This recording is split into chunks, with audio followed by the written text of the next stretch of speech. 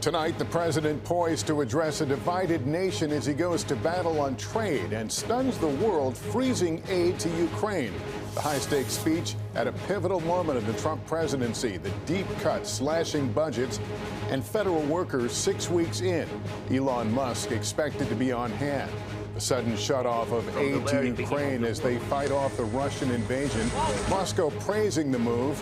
President Zelensky calling that Oval Office meeting regrettable. And where do things stand with the mineral deal? The market roller coaster as the president deepens the trade war, but could a compromise be in the works? The major tariffs against Canada, Mexico, and China. Prime Minister Justin Trudeau swiftly retaliating. Beijing set to levy tariffs on beef, soybeans, and more. And Target CEO warning the price of fruits and vegetables from Mexico could go up in just days. Over 100 million under wind alerts from a monster cross-country storm. The serious damage in Oklahoma, the intense dust storm in Texas, Mardi Gras cut short. Al Roker is here as the severe storm threat lingers through tomorrow.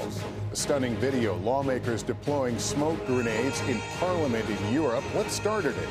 And speaking from space, what Butch Wilmore and Sonny Williams told us as they finally get set to return home. This is NBC Nightly News with Lester Holt. Good evening and welcome tonight from Washington, D.C., where President Trump will deliver a primetime address to a joint session of Congress after a blistering pace in his first 6 weeks in office focused on illegal immigration and shrinking the size of government. The president is expected to update his efforts to muscle through a peace deal between Russia and Ukraine.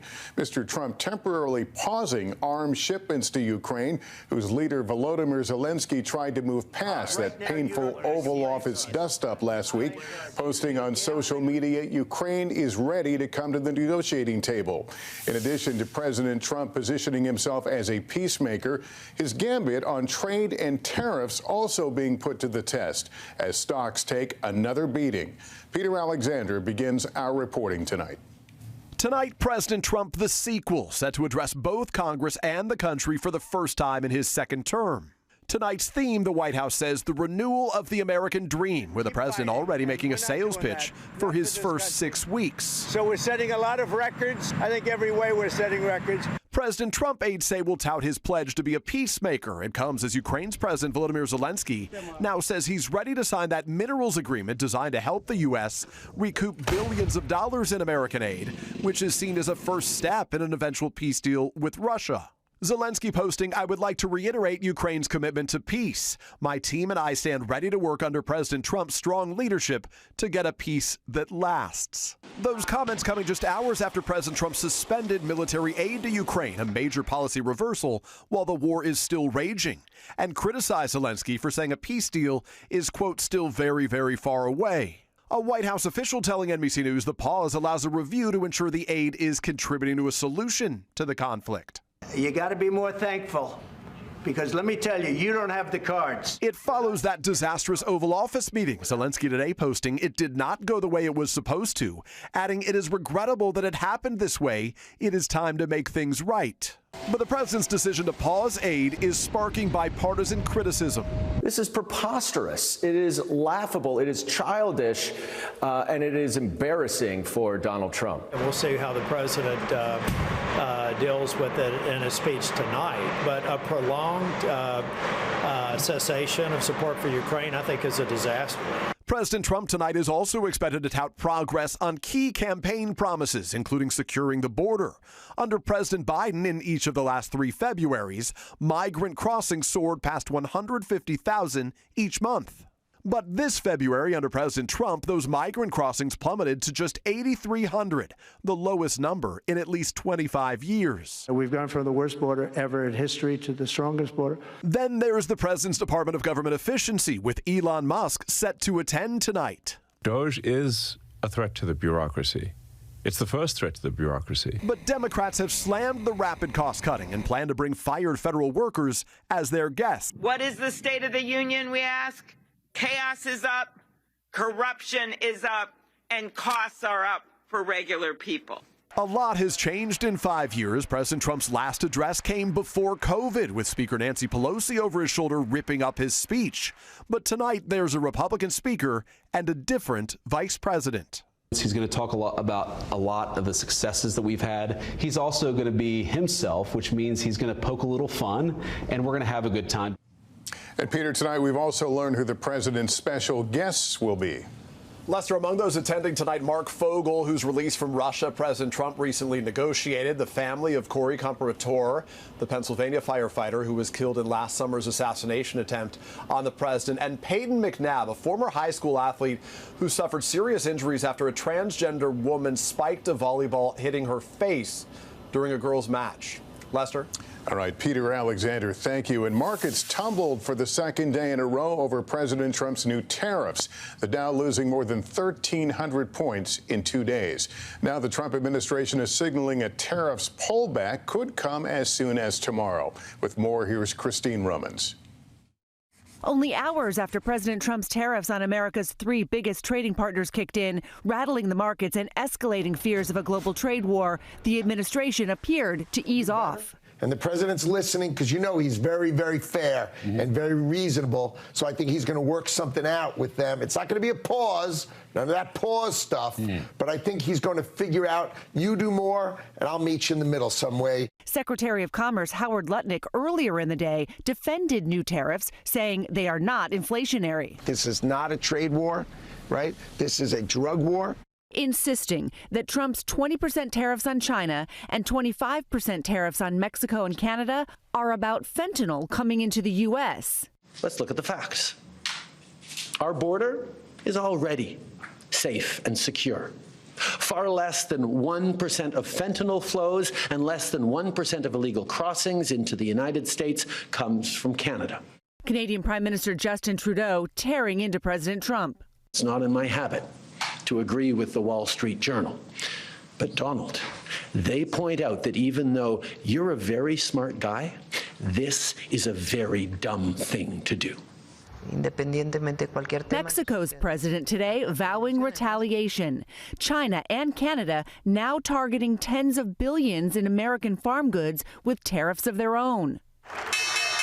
Wall Street on edge as companies brace for a trade war. Shipping giant Maersk warned it will cost more to move goods. Insurance leader Progressive sees higher insurance rates as cars get more expensive. Best Buy said vendors would pass on higher prices for electronics. And Target CEO had this warning on the prices of fruits and vegetables coming from Mexico. The consumer will likely see price increases over the next couple of days. If there's a 25% tariff, those prices will go up. Christine, these comments from the Commerce Secretary late in the day seem like a potential shift in policy. Yeah, Lester, it's hard to say if this was a reaction to all of the backlash, both foreign and domestic today, backlash even from some within the president's own party. And not lost on this White House is that consumer spending just dropped for the first time in nearly 2 years.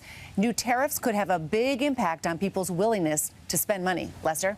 All right, Christine, thank you. And joining me now, Kristen Welker, moderator of Meet the Press, and Hallie Jackson, who anchors Nightly News Sunday. Kristen, we're only 6 weeks into the new term here. This is still a very critical speech tonight. It is, Lester. President Trump heads into tonight with an approval rating that is higher than where he was at this point in his first term, lower than where a number of his predecessors were at this point. Of course, he had a flurry of activity. He passed a record number of executive actions, but he's also facing some headwinds. Most Americans say that he should be more focused on lowering prices. Of course, there's that uncertainty on the world stage. So his challenge tonight is going to be to convince Americans that his bold moves will help their bottom lines. And this is the biggest stage he will have likely this year. And Hallie, we shouldn't forget the Democrats, while out of power here, the balance of power, still this is an important night for them as well. That's right. As one Democratic member put it to me today, the party has gotten off to a lackluster start when it comes to a cohesive strategy to try to oppose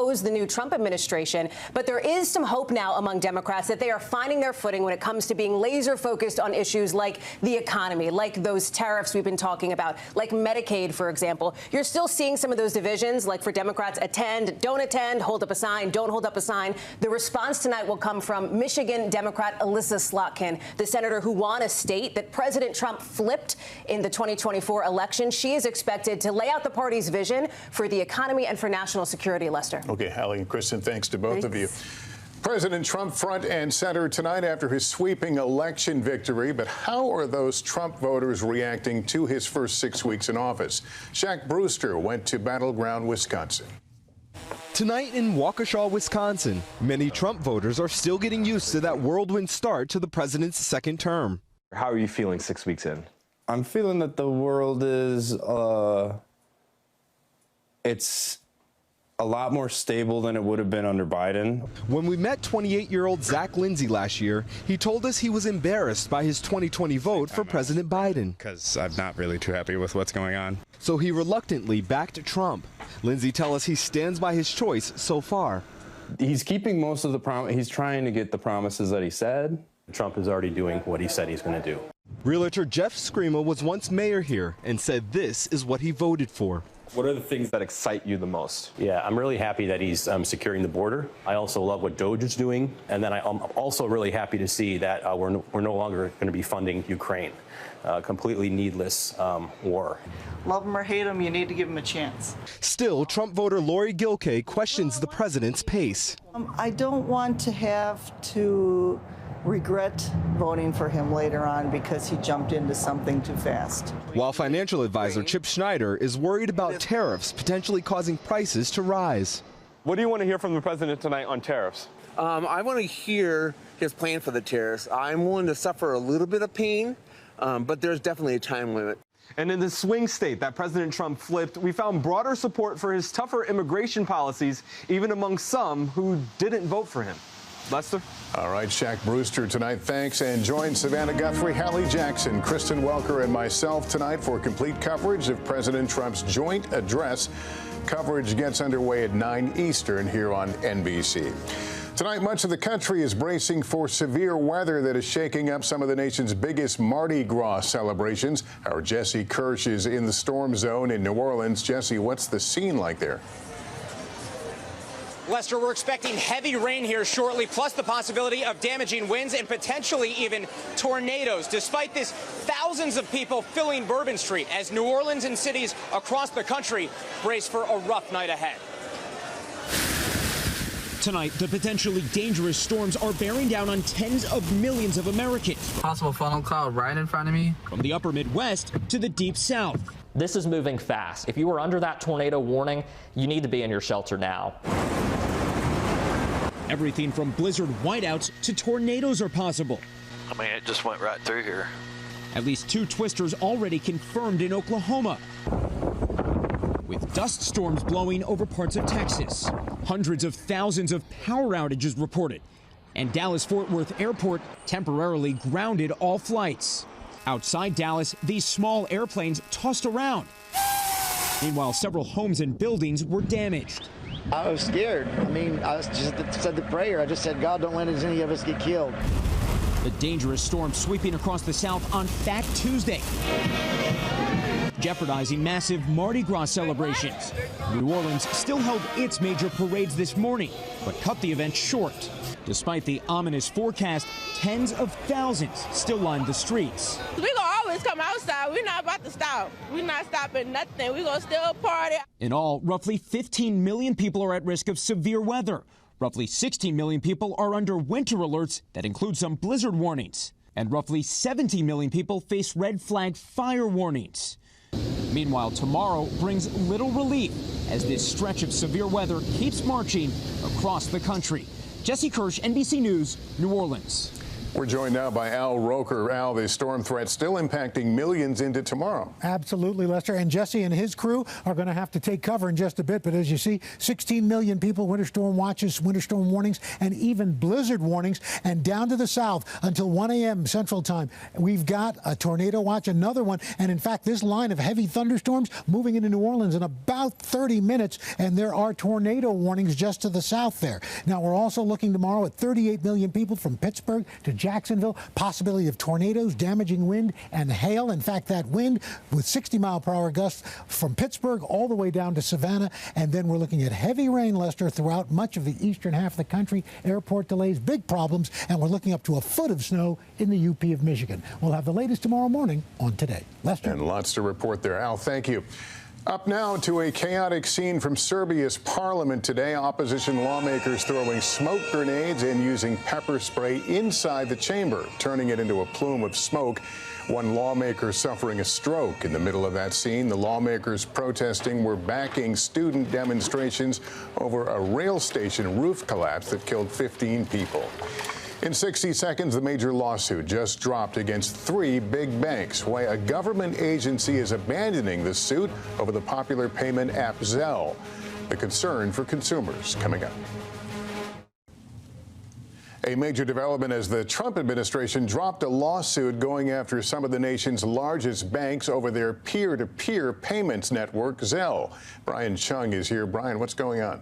Lester, the original lawsuit from the Consumer Financial Protection Bureau alleged that J.P. Morgan Chase, Wells Fargo, and Bank of America didn't take meaningful action against fraud that cost customers $870 million on Zelle, which the banks co-own, an allegation the banks had denied. But today, the CFPB abruptly dropped that suit without explanation. In a statement, Zelle welcomed the decision to drop the lawsuit, which it said was legally and factually flawed. And just last month, President Donald Trump installed Russell Vought as acting director of the CFPB. Vought was a key architect of conservative agenda Project 2025. Under Vought, the CFPB has closed its offices and sought to fire hundreds of employees. And also in the last week, the agency moved to dismiss other lawsuits against other banks and loan servicers, too. Lester? Brian Chung, thanks. Still ahead tonight, NASA astronauts Butch Wilmore and Sunny Williams are speaking out and finally on the verge of coming home after their 10-day mission turned into months. For 9 months, 2 NASA astronauts, Butch Wilmore and Sunny Williams, have been stuck in space. Today, our Emily Aketa spoke to them as they prepare to make the long return home. Station, this is Houston. Are you ready for the event? Speaking out from space, we are ready. NASA astronauts Sunny Williams and Butch Wilmore now closing in on their long-awaited return to Earth. And we'll be coming home, riding the plasma, splashing down in the ocean, so that's what we're looking forward to. Alongside astronaut Nick Hague, who arrived on a different mission, the group is expected to swap out with the new crew and return home this month, nearly 300 days later than Williams and Wilmore initially planned. But what has been the most challenging aspect about the changing timeline in space? Hey, thanks, Emily, for that question, because immediately it brings to mind family and all the people on the ground who support us. Their unexpectedly long stay, complicated by technical problems, has captured widespread attention and concern.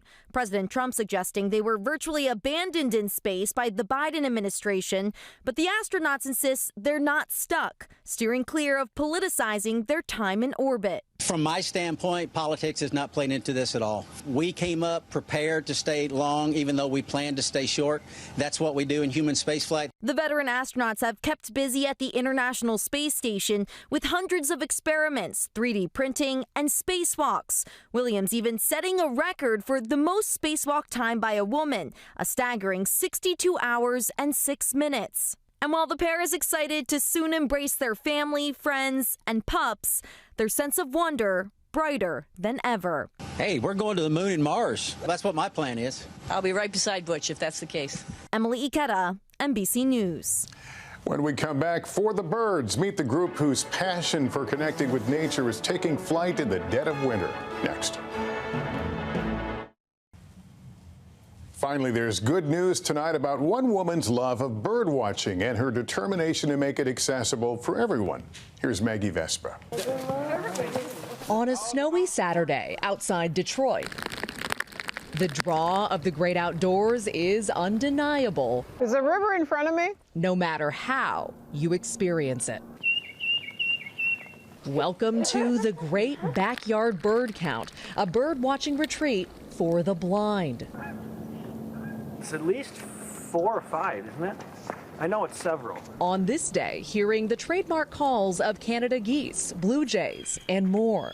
This is about feeling nature, experiencing nature. Yes, it's about sensing nature, I like to say. The outing organized by Donna Posant, who founded Birding by Ear and Beyond through the University of Michigan Dearborn after a genetic condition stole her sight as a child, but left her love of exploring intact, whether through listening, feeling, even hiking. With the right training and the right skills, we can live life like other people. We say we live the life we want.